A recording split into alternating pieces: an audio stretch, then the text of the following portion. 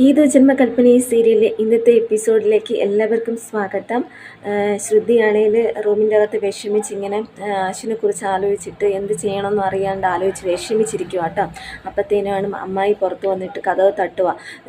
ശ്രുതി കതവ് തുറക്ക് നിന്നോട് എത്ര നാളായിട്ട് പറയുന്നുണ്ട് ശ്യാമിനെ കല്യാണം കഴിക്കുന്നതിന് ഒരു മറുപടി തരണമെന്നിട്ട് ആലോചിച്ചിട്ട് ഇത്ര നാളായിട്ട് നീ ഒരു മറുപടി പറഞ്ഞില്ല, എനിക്കിന്ന് അറിഞ്ഞേ പറ്റുള്ളൂ, നീ കതവ് തുറക്ക്, നീ കഥ കടച്ചിട്ട് എന്ത് ചെയ്യുവാന്നൊക്കെ ചോദിക്കുക കേട്ടോ.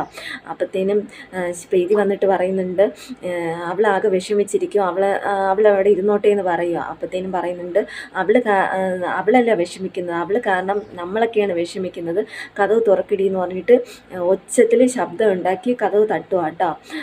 അപ്പോഴത്തേനും ശ്യാം വരുന്നുണ്ട്. അപ്പോഴത്തേനും അമ്മായി പറയുന്നുണ്ട് മോനെ ഇത്ര നേരമായിട്ട് കണ്ടില്ലല്ലോ, നല്ലൊരു ദിവസമായിട്ട് എന്തായാലും താമസിച്ചായിരുന്നാലും വരുമെന്ന് അറിയാമായിരുന്നോ എന്നൊക്കെ പറയുക കേട്ടോ. അപ്പോഴത്തേനും ശ്യാമിൻ്റെ മുഖമൊക്കെ ഒരുമാതിരി ഇരിക്കുക കേട്ടോ. കള്ള അഭിനയൊക്കെ കാണിച്ചിട്ട് ഇങ്ങനെ മുഖമൊക്കെ ഇങ്ങനെ കാണിക്കുക. എന്നിട്ട് പറയുന്നുണ്ട് ഇവിടെ ആരെങ്കിലും വന്നോ എന്ന് ചോദിക്കുക. അപ്പോഴത്തേനും അശ്വിൻ സാറ് വന്നിട്ട് പോയെന്ന് പറയാം. അപ്പോഴത്തേനും പറയുന്നത് അശ്വിൻ അങ്ങനെയൊന്നും ചെയ്യില്ല. അപ്പോൾ എന്താണെന്ന് ചോദിക്കും പറയുന്നിട്ട് എന്നെയും ശ്രുതിയും കുറിച്ചിട്ട് പുറത്ത് എന്തോ എഴുതി വെച്ചേക്കുവാന്ന് പറയുക. അപ്പോഴത്തേനും അമ്മായി എല്ലാവരും പോയി നോക്കുക കേട്ടോ. നോക്കുന്ന സമയത്ത് ഗേറ്റിൽ ശ്രുതിയും ശ്യാമിനെ കുറിച്ചിട്ടുള്ള പരസ്യമൊക്കെ ഇങ്ങനെ എഴുതി വെച്ചേക്കുക കേട്ടോ.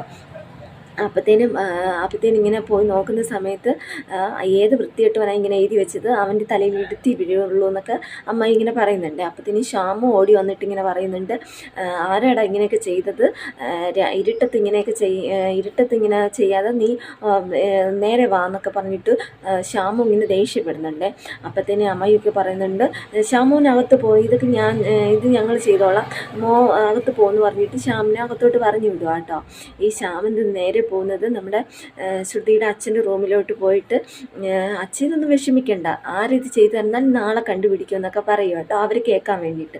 എന്നിട്ട് ശ്യാമിൻ്റെ അച്ഛനോട് പതിയെ പോയി പറയുക ഇതൊക്കെ ചെയ്തത് ഞാനാണ്, വക്കീലിൻ്റെ ഒരു ബുദ്ധിയാണ് ഇതൊക്കെ, രണ്ടുപേർക്ക് കുറച്ച് കാശ് കൊടുത്തപ്പോൾ അവരാണ് ഇതൊക്കെ ചെയ്തത്, എന്നാൽ ഇത്ര പെട്ടെന്ന് ഫലം കാണുമെന്ന് വിചാരിച്ചില്ല എന്നൊക്കെ പറയുക കേട്ടോ.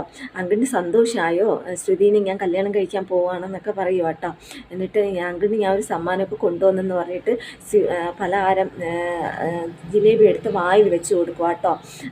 അപ്പോഴത്തേനും പറയുന്നുണ്ട് തനിക്ക് എന്താ അവിടെ പറയാനുള്ളതെന്നൊക്കെ പറഞ്ഞിട്ട് ദേഷ്യപ്പെടുന്നുണ്ട് കേട്ടോ. അപ്പോഴത്തേനും എന്തായാലും ഞാൻ നിങ്ങളുടെ മോളെ കല്യാണം കഴിക്കാൻ പോവുകയാണെന്നൊക്കെ പറയുക കേട്ടോ. ഇങ്ങനെ പറയുന്ന സമയത്ത് നമ്മുടെ ഈ അമ്മായി വന്നിട്ട് ശ്രുതി റൂമിൽ തട്ടി വിളിക്കുക കേട്ടോ. കതവ് തുറക്കെന്ന് പറഞ്ഞിട്ട് വിളിക്കുക, ഒച്ച ഉണ്ടാക്കുക. അപ്പോഴത്തേനും പറയുന്നുണ്ട് പ്രീതി എന്നിട്ടും പറയുന്നുണ്ട് അവളെ ശല്യം ചെയ്യാതെ അവളവിടെ ഇരുന്നോട്ടെ എന്ന് പറയുന്നുണ്ട് അവൾ കാരണം നമുക്കാണ് ശല്യം എന്നൊക്കെ പറഞ്ഞിട്ട് പിന്നെ ശ്രുതി വന്ന് കതവ് തുറക്കുന്നുണ്ട് കേട്ടോ. കതവ് തുറന്നിട്ട് ശ്രുതി ചോദിക്കുന്നുണ്ട് എന്താ അമ്മായി എന്തിനാ ഇങ്ങനെ ശബ്ദം ഒച്ച ഉണ്ടാക്കണമെന്ന് ചോദിക്കുമ്പോൾ അമ്മായി പറയുന്നുണ്ട് നിനക്ക് കാണണോ, നീ ഇങ്ങോട്ട് വാന്ന് പറഞ്ഞിട്ട് ഗേറ്റിൻ്റെ അവിടെ കൊണ്ടുപോയി ഇങ്ങനെ കാണിച്ചു കൊടുക്കുക. കണ്ടോ എല്ലാത്തിനും കാരണം നീയാന്നൊക്കെ പറയുമ്പോഴത്തേനും അമ്മ ചോദിക്കുന്നുണ്ട് അന്ന് ശ്രുതി ഒരു തെറ്റും ചെയ്തില്ല എന്ന് പറയുമ്പോഴത്തേനും പറയുന്നുണ്ട് ഇവളും ശ്യാമമായിട്ടുള്ള കല്യാണത്തിന് അന്ന് ഞങ്ങൾ പറഞ്ഞപ്പോൾ സമ്മതിച്ചിരുന്നതിൽ ഈ നാട്ടുകാരിങ്ങനെയൊക്കെ എഴുതി വെക്കുമായിരുന്നല്ലോ, എൻ്റെ വീട്ടിലിങ്ങനെ എല്ലാത്തിനും കാരണം ഇവളാന്നൊക്കെ പറഞ്ഞിട്ട് നമ്മുടെ ശ്രുതി ഇങ്ങനെ കുറ്റപ്പെടുത്തിക്കൊണ്ടേ ഇരിക്കുക കേട്ടോ. അങ്ങനെ ഇരിക്കുന്ന സമയത്ത് ശ്യാമാണിലെ അച്ഛനോട് പറയുന്നുണ്ട് നിനക്കൊരു ഒരു സുഖമുള്ള ഒരു വേദന തരാമെന്നൊക്കെ പറയുക കേട്ടോ.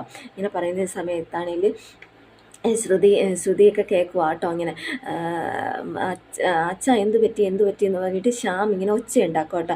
പെട്ടെന്ന് ഓടിപ്പോവുക കേട്ടോ. ശ്രുതിയും എല്ലാവരും ഓടി ശ്രുതിയുടെ അച്ഛൻ്റെ റൂമിലോട്ട് പോകുന്ന സമയത്ത് അച്ഛനാണെങ്കിൽ സുഖമില്ലാതെ ഇങ്ങനെ ശ്വാസം ഒട്ടും അവശനായി കിടക്കുക കേട്ടോ. അപ്പോഴത്തേനും ശ്രുതി പറയുന്നുണ്ട് എന്താ പറ്റിയെന്ന് ചോദിക്കുമ്പോഴത്തേനും പറയുന്നുണ്ട് അമ്മായി പറയുന്നുണ്ട് എല്ലാത്തിനും കാരണം നീയാണ്, നീ ഒരുത്തിയാണ് ഇതിനെല്ലാത്തിനും കാരണം എന്നൊക്കെ പറയുക കേട്ടോ.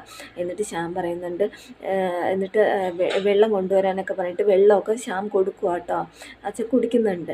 എന്നിട്ട് അമ്മായി പറയുന്നുണ്ട് ഇവക്ക് ഇത്തിരി മനസാക്ഷി ഉണ്ടായിരുന്നെങ്കിൽ അച്ഛൻ്റെ ആഗ്രഹം ഇവളെ സാധിച്ചു കൊടുക്കില്ലായിരുന്നു, ഞങ്ങൾ എല്ലാവരും പറഞ്ഞിട്ട് ശ്യാമിനെ കല്യാണം കഴിക്കാൻ ഇവള് സമ്മതിക്കുന്നില്ലല്ലോ, ഏട്ടന് വായി തുറന്ന് സംസാരിക്കാൻ പറ്റിയിരുന്നെങ്കിൽ ചേട്ടൻ പറഞ്ഞ് മനസ്സിലാക്കി കൊടുക്കുമായിരുന്നല്ലോ, അതുപോലും ഇവള് മനസ്സിലാക്കുന്നില്ല, അത്ര കല്ല് മനസ്സായി പോയല്ലോ ഇവളുടെ കുഞ്ഞിലെ തൊട്ട് എടുത്ത് വളർത്തിയത് നിങ്ങളല്ലേ, എന്നിട്ട് ഇത്തിരിയെങ്കിലും അവൾ മനസ്സാക്ഷി ഉണ്ടായിരുന്നെങ്കിൽ നമ്മുടെ ഇഷ്ടത്തിന്, വീട്ടുകാരുടെ ഇഷ്ടത്തിന് അവൾ സമ്മതിക്കില്ലായിരുന്നോ എന്നൊക്കെ പറഞ്ഞിട്ട് നമ്മളെ ശ്രുതിയെ കുറ്റപ്പെടുത്തിക്കൊണ്ടേ ഇരിക്കും കേട്ടോ. ഇതൊക്കെ കണ്ട് സഹിക്കാനാവാതെ നമ്മുടെ ശ്രുതിയാണെങ്കിൽ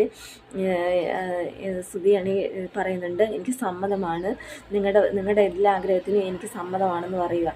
അപ്പോഴത്തേനും അമ്മ ചോദിക്കുന്നത്, എന്താ നീ പറയുന്നത്, നിനക്ക് ശ്യാമോനെ കല്യാണം കഴിക്കാൻ ഇഷ്ടമാണെന്ന് ചോദിക്കുക. അപ്പോഴത്തേനും പറയുന്നുണ്ട്, നിങ്ങളുടെ ഇഷ്ടത്തിന് എനിക്ക് സമ്മതമാണെന്ന് പറയുക. അപ്പോഴത്തേനും പറയുന്നുണ്ട്, ഇത് മോൾ നേരത്തെ പറയത്തില്ലെന്ന് പറയുക കേട്ടോ. എന്നിട്ട് അമ്മയാണെങ്കിൽ പൂജാമുറി പോയി വിളക്ക് കത്തിച്ചിട്ടാണെങ്കിൽ ശ്രുതിയുടെയും ശ്യാമിനോടും, എന്നിട്ട് ശ്യാമിനോട് പറയുന്നുണ്ട്, എൻ്റെ മോളെ ഞാൻ ശ്രുതിക്ക് തരുന്നു എന്നൊക്കെ പറയും കേട്ടോ. എന്നിട്ടാണെങ്കിൽ നമ്മുടെ ശ്രുതിയാണെങ്കിൽ ശ്യാമിൻ്റെ മുഖത്ത് നോക്കുമ്പോഴത്തേനും ശ്യാമാണെങ്കിൽ സന്തോഷിച്ച് നിൽക്കുക കേട്ടോ. ഇത് കേട്ടിട്ട് ശ്യാമിൻ്റെ മുഖത്ത് നോക്കുമ്പോഴത്തേനും പെട്ടെന്ന് ശ്രുതി അങ്ങ് തിരിയുക കേട്ടോ. കാരണം ശ്യാമിന് ആ ഒരു രീതിയിൽ ഭർത്താവായിട്ട് അല്ലെങ്കിൽ കല്യാണം കഴിക്കാൻ ഒരു ആഗ്രഹവും ഇല്ലാതാണ് സംഭവിച്ചത്. ആ ഒരു രീതിയിൽ ശ്രുതിക്ക് ചിന്തിക്കാൻ കൂടി പറ്റില്ല കേട്ടോ ശ്യാമിനെ. അപ്പോഴത്തേനും ശ്രുതി തിരിഞ്ഞു നിന്ന് കരയുക കേട്ടോ. എല്ലാവർക്കും വേണ്ടിയിട്ടാണ് ശ്രുതി സമ്മതം പറഞ്ഞത്. പക്ഷേ ശ്രുതിയുടെ മനസ്സിൽ അശ്വിന് മാത്രമേ ഉള്ളൂ. ശ്യാമിനെ ഒരു രീതിയിലും ശ്രുതിക്ക് ഇഷ്ടപ്പെടാനേ പറ്റുന്നില്ല കേട്ടോ. അപ്പോഴത്തേനും ശ്രുതി തിരിഞ്ഞു നിന്ന് കരഞ്ഞിട്ടേ ഇരിക്കുക കേട്ടോ. അപ്പോൾ ഇതാണ് കേട്ടോ ഇന്നത്തെ എപ്പിസോഡ്.